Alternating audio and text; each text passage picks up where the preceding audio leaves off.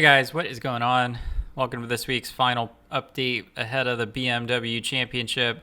It's going to be fun. 70 golfers in the field, Caves Valley Golf Course.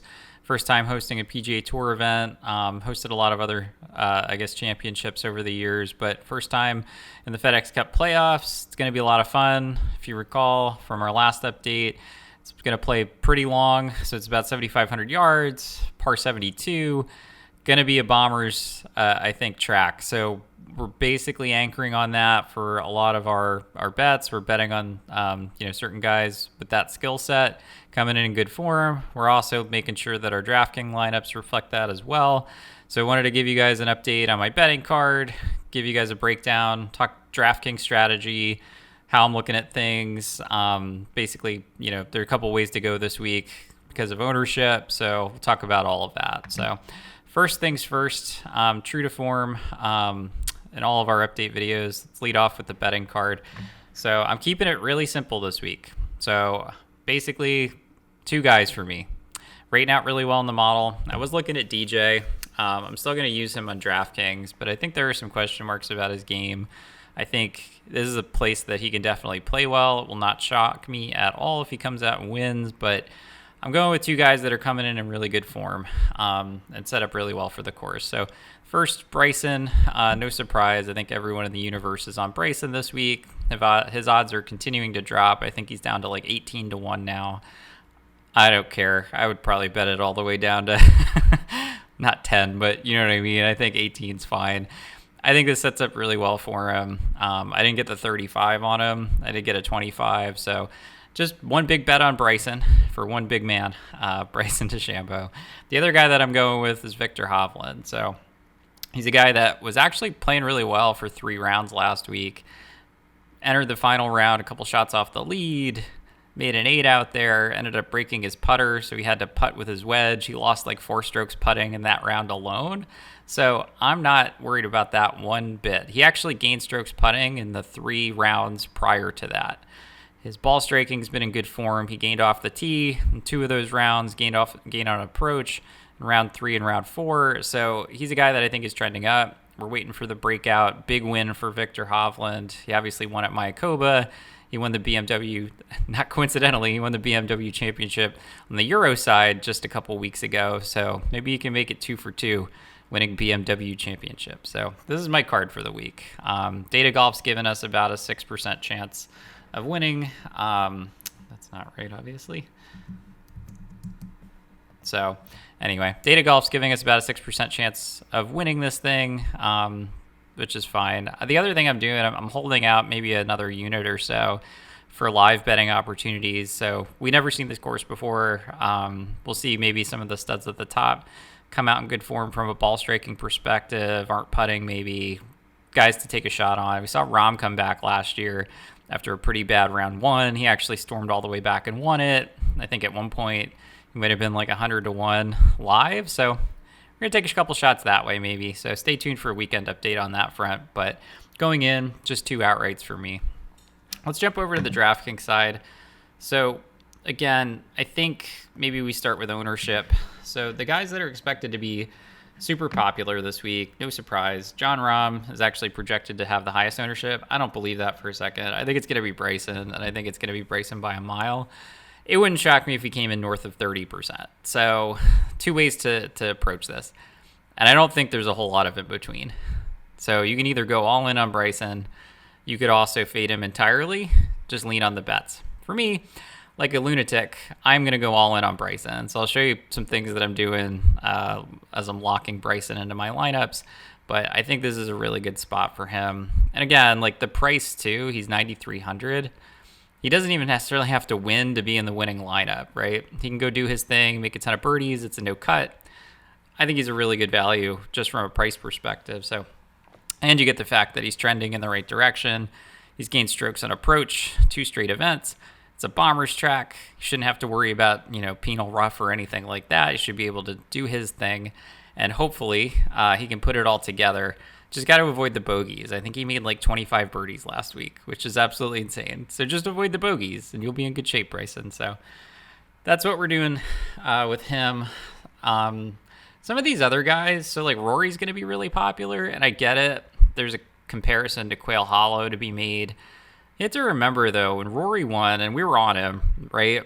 But when Rory won earlier this year at Quail Hollow, he gained like 8 strokes putting. Those are Bermuda greens at Quail Hollow. This is bent grass. Rory also lost 3 strokes on approach last week. So I'm going to have some exposure because if you're locking in a player, it's not a crazy idea to get exposure to a lot of these guys, but I don't think I can bet him, right? Like, I mean, it's a tall order. He's obviously on the outside looking in right now for Eastlake, so it's not going to shock me at all if he shows up and plays really well. But for me, I don't know. I'm definitely going to be underweight this 20% ownership. JT, I can get behind. He just struggles a little bit on the long par threes. We talked about that in the model. So I'll probably be like basically underweight or the field on all of these really popular guys. Guys like Cantlay, Scheffler, Casey, etc. Gonna go overweight on Hovland. Johnny Vegas at 15% always scares the hell out of me. So probably just end up matching the field on him. Charlie Hoffman, I think, is a good play, though. Corey Connors played really well last week. Daniel Berger gained another 6 strokes on approach last week, but lost 6 strokes putting. So I'm going to have a lot of Daniel Berger. Brooks is a guy that, again, if he's going to be the lowest owned of this crew, I think it's a good spot to be overweight on him potentially. Tony Finau, who knows what to do with him? I think he's riding high after getting the monkey off his back. Apparently, he had like this McDonald's binge after the win. So, you know, in 100-degree heat, long course, coming off the win. Sure, he can play well here, but he's now priced up. He's 9,800. I don't know if I can go after Tony this week, knowing that he pounded like 3 quarter-pounders, a Big Mac, an Oreo shake. Again, that's not a database take, but I don't know. Something tells me that doesn't set up for success here, but he could certainly play well. Other guys that I like in this range, in terms of ownership. So Munoz is a pretty popular value. I'm going to try the Louis train this week. So he had a week off, obviously. Didn't play last week. Certainly a withdrawal risk, but not at this point in the season. I feel like he's trying to get to Eastlake. This is a good spot to maybe fire up Louis. Again, I'm not going to necessarily go crazy with it, but I'll have some exposure. Keegan, we talked about a little bit. He's a guy that's obviously rating out really well statistically. He's a guy that played really well last week. He's actually won the BMW Championship before at Aronimink. I was actually there that year, which is kind of crazy.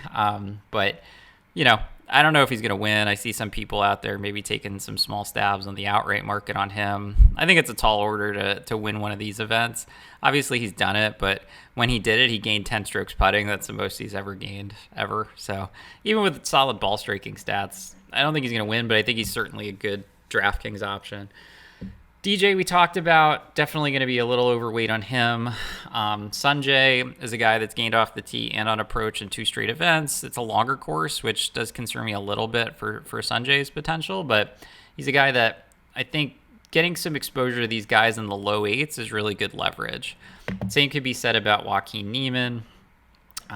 He's a guy that I think could fly a little bit under the radar. He's longer off the tee, really good on bent grass, not as good on the long par threes, but he's a guy that I think can contend. I'm not going to bet him. I see some 60 to 1s out there. I think it's enticing, but maybe if there's an opportunity to grab him live or something, we see some signal, that's the time to pounce. But just coming into this, I mean, he wasn't great last week, so I don't know. Going to have some exposure for sure. We'll definitely be overweight that 10%.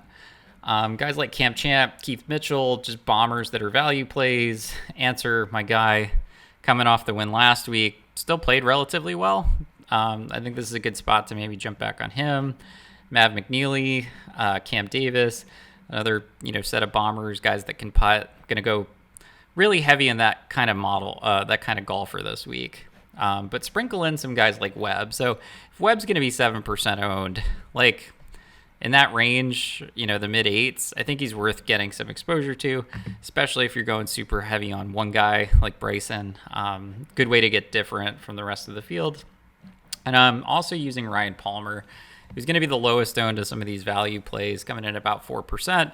He's a guy that rates out really well in the model. Guy that has a little bit of distance. He's not been in the greatest form, but he doesn't need to do that much for you either. So he's a guy that I'm going to be taking a shot on in the low range. So Jumping over to my model build on Fantasy National. So just, again, making sure that I use a stud in every lineup. Not too many of the crazies, not too many of the chalk most popular guys in every lineup.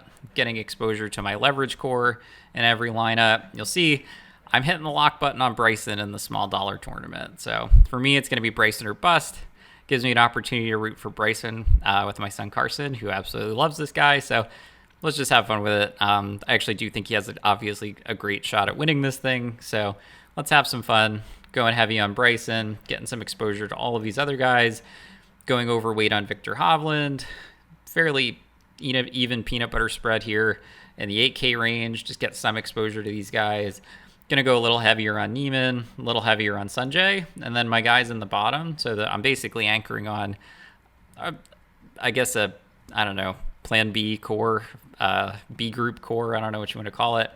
Guys in like the 7 and 6Ks. I'm going to have, at least 20% to all of these guys. Guys that I really like would be Keegan, Mav McNeely, Charlie Hoffman. So that's how I'm setting it up for the week. So it should be interesting. Bryson goes out there and implodes. It's going to be a quick week for me, but hopefully at least, him and Hovland can play well and make this really interesting. So stay tuned for an update video, probably Friday night or Saturday. Take a look at the live leaderboard, see how these guys are shaking out. Hopefully Hovland and Bryson are 1-2 entering the weekend.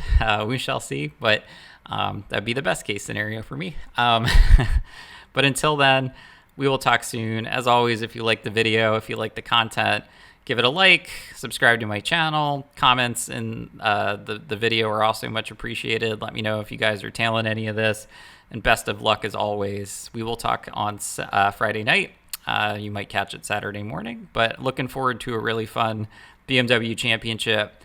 Again, no cut event, going to be a lot of fun, going to be a lot of scoring. So another reason to take guys that, have a lot of upside, can make some birdies. So anyway, enjoy the first couple rounds. Good luck. Best of luck as always, and we will talk soon.